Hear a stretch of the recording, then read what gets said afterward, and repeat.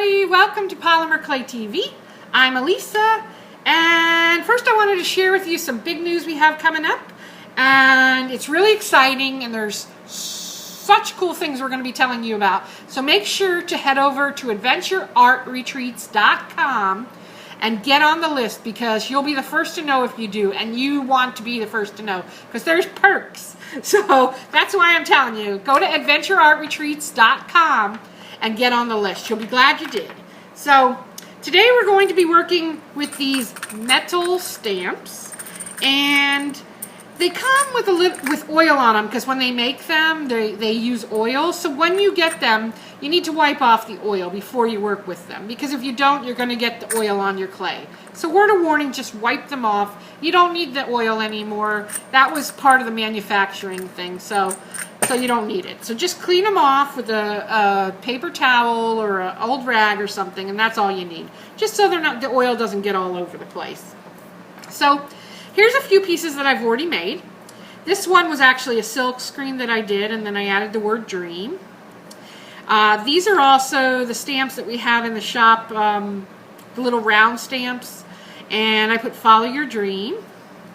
And this one also says dream, and this is actually the henna lace cutter, which is a fun one.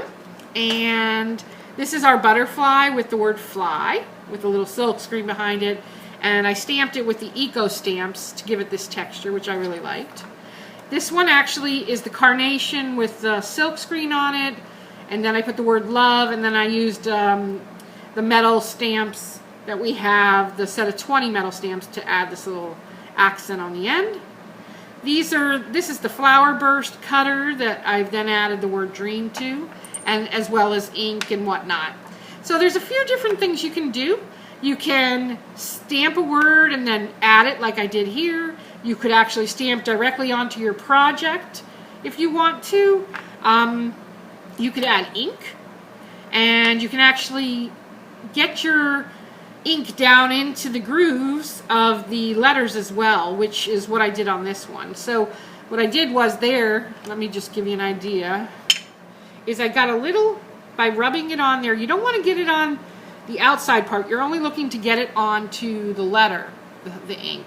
And then you can go right in and stamp like that, and it goes down into the grooves of the letter, like so. So that's one way to impart the ink down in there. And this is a dye-based ink, so these are pigment inks. You get a different feel and look with them. But you can use either or. So let me just give you a tip. And this has been good for me, because I tend to do things crooked. It's just the way I am. I'm not an exact kind of person. So this has really been a real helpful tip for me. And I discovered this because I have about 100 things of washi tape, and I don't use them very much, believe it or not. And I love washi tape. Some of you probably are addicted to it, similar to me, but I don't use it that often. So I thought, well, hey, why not use it to keep my letters so that they are in the right direction I need them to be in when I stamp. And so that's what I'm doing here. And let's just throw this through the pasta machine so that we have a flat sheet to work with. This is just a piece of the pumpkin colored souffle clay. And so what I like to do kind of is test it out. So I know that it's got to go in this direction, the J. It's got to. So it's going to be backwards to you, so I'm just letting you know, because I have to be able to see what I'm going to stamp here. So I believe it's that way. And, you want to give yourself some scraps so that you can see if it's the right direction that you're going in when you're laying it on the washi tape. Because when you stamp it, you're going to have to go backwards.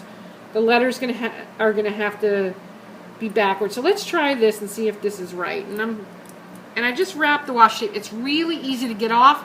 That's one of the reasons to use the washi tape, so you're not struggling to get it off and making a mess. So I think that looks right. And this is the way I have it. Well, I don't know if you'll be able to tell, because I'm going backwards with it, so that when I flip it over, it will actually be correct. So let's see here. And so I'm pressing directly into the clay, like so. And there I've spelled the word joy. So you'll have to play with it, and you'll have to, you know, just use a scrap piece to get it to go the right direction you want, because all the letters are going to have to be turned a certain way so that when you do flip it over, it spells it correctly. So just remember that. But the washi tape is a really, really huge help. It really is, because once you finally do get it in the right direction you want, now you can make sure that these are all flattened so that when you do stamp it, it looks really nice, and it's not, you don't have one letter down here, one letter up here, because that's not what you're going for. You do generally want it to look nice. So once you have your letters stamped, you know, you can cut them out and use them for anything you want. And that's the beauty of it. You can add ink to them, you can add powdered pigments, you can add paint, acrylic paint, so anything you want.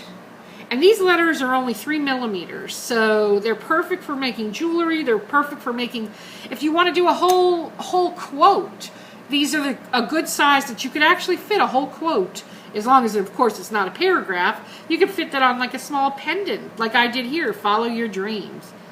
I mean, it's really fun. There's so much you can do with it. So let's think about it this way, too. Now, if we want to get the, let me move these out of the way so you can see better. If you want to get the ink down in the grooves of the letters, you would you want to be ginger about this. You don't want to get it on the back part of the letters. You only want it on the part of the letters that, I don't know if you can see that.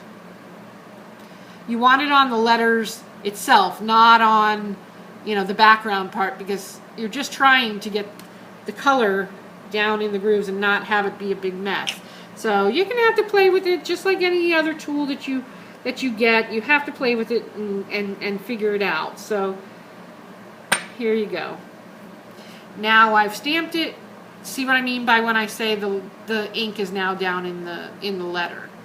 So just be ginger with the ink. You don't, like I said, you don't want it on this back part. You want it only on the actual letters. So don't go overboard with the ink. Just do it a little. That's all I'm saying. So that's pretty much it. That's how you work these. They're very easy to use.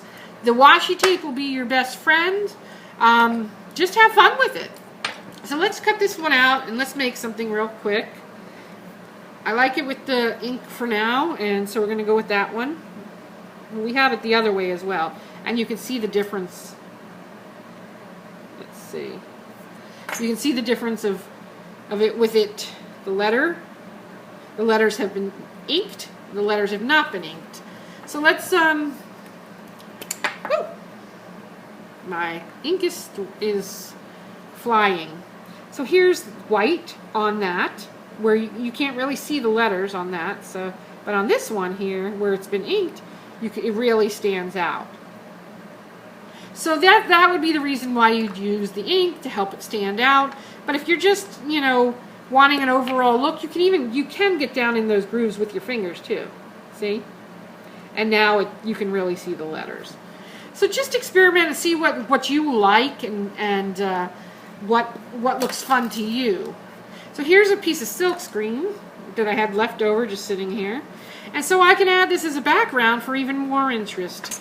So I could take my joy letter here and add it right on top of there and get a whole nother look.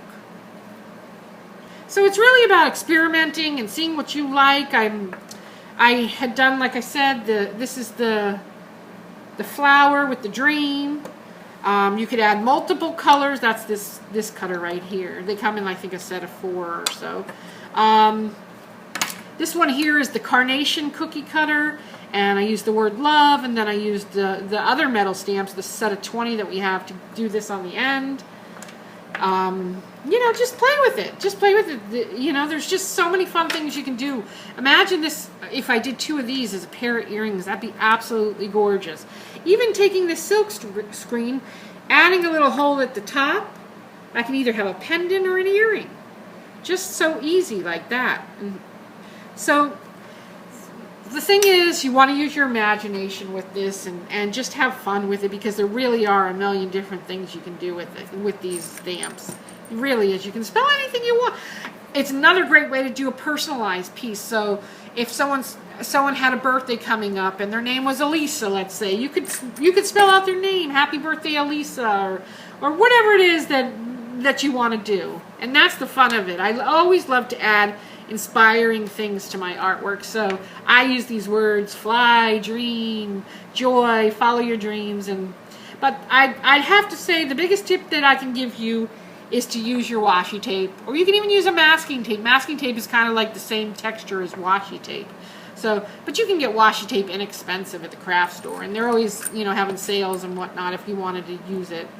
This, I believe, was the Elmer's brand washi tape, but any brand will work. So there you have it. Simple, easy technique that really can jazz up your work and jazz up pendants and really take it to another level.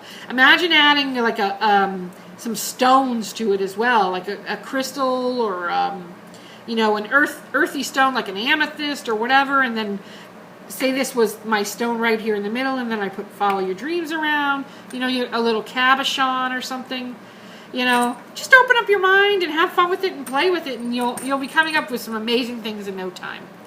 So thanks so much for joining me. Have fun with these stamps and just play around and enjoy the experience. So thanks a lot. Come on over to polymerclaytv.com. Check out the shop if you wanted to see these. They're in there. And so are all the other supplies as well.